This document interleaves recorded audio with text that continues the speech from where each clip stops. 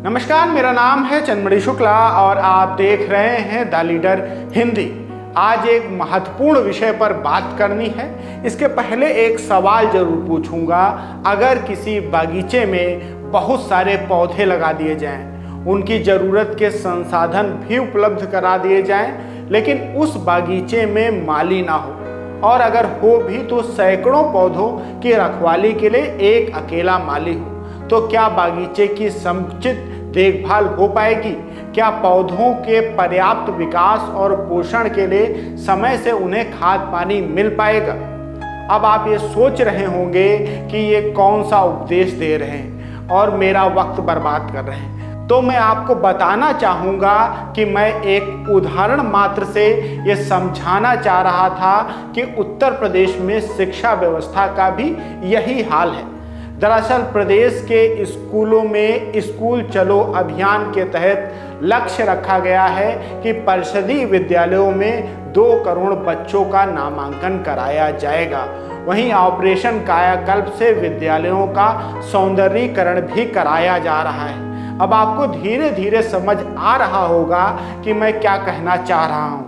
वर्तमान समय की स्थिति देखें तो विद्यालयों में बच्चे तो पहुँच रहे हैं और उन्हें पढ़ाने के लिए संसाधन भी मुहैया कराए जा रहे हैं, लेकिन सबसे अहम बात यह है कि उनको पढ़ाने के लिए क्या पर्याप्त मात्रा में विद्यालयों में शिक्षक हैं।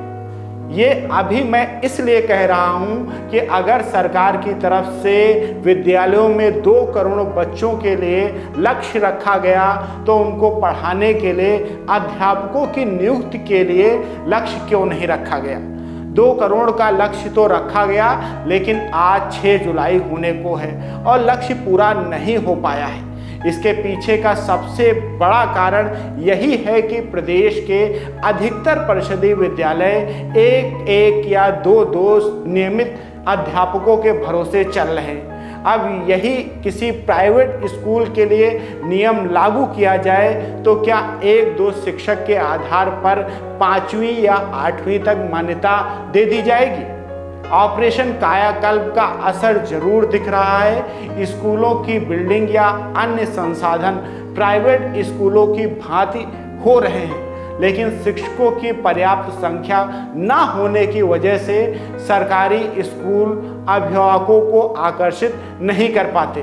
गरीब से गरीब व्यक्ति भी अपने बच्चों को अच्छी शिक्षा देना चाहता है। वह सिर्फ इमारत देखकर स्कूल का चयन नहीं करता, तो वहाँ के माहौल और अध्यापकों का मूल्यांकन करके ही अपने बच्चों को पढ़ाता है।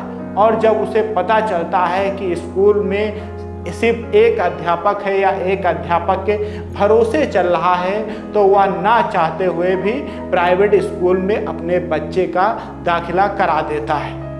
शिक्षकों की कमी पर सवाल पूछा गया तो विभाग के काबिल अफसरों ने अनुपात का ऐसा नियम निकाला जो अपने आप में एक बहस का मुद्दा था। विधानसभा में दिए जवाब में परिषदीय स्कूलों में कार्यरत 3,32,734 नियमित शिक्षकों के साथ 1,47,766 शिक्षा मित्रों की भी संख्या मान ली गई।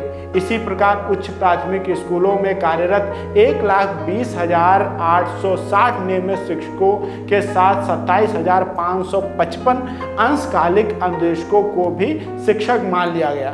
सवाल वही, जिन शिक्षा मित्रों को नियमित सहायक अध्यापक के समान वेतन देने के नाम पर अयोग्य घोषित कर अपमानित किया जाता रहा, उन्हीं को शिक्षक बताकर विभाग अपना पल्ला झाड़ रहा है।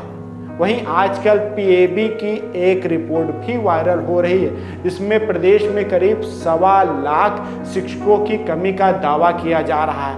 ये विचार का विषय जरूर है कि अगर शिक्षक पर्याप्त मात्रा में हैं तो सरकारी स्कूल 1-2 शिक्षकों के भरोसे क्यों चल रहे हैं? इस पूरे मामले पर प्रशिक्षित युवाओं का क्या कहना है, सरकार को उनकी भी सुननी चाहिए। आज हम लोग 4 साल से नई शिक्षक भर्ती का इंतजार कर रहे हैं। रिक्त पद पर्याप्त होने के बावजूद नई शिक्षक भर्ती का विज्ञापन यूपी सरकार द्वारा जारी नहीं किया जा रहा है।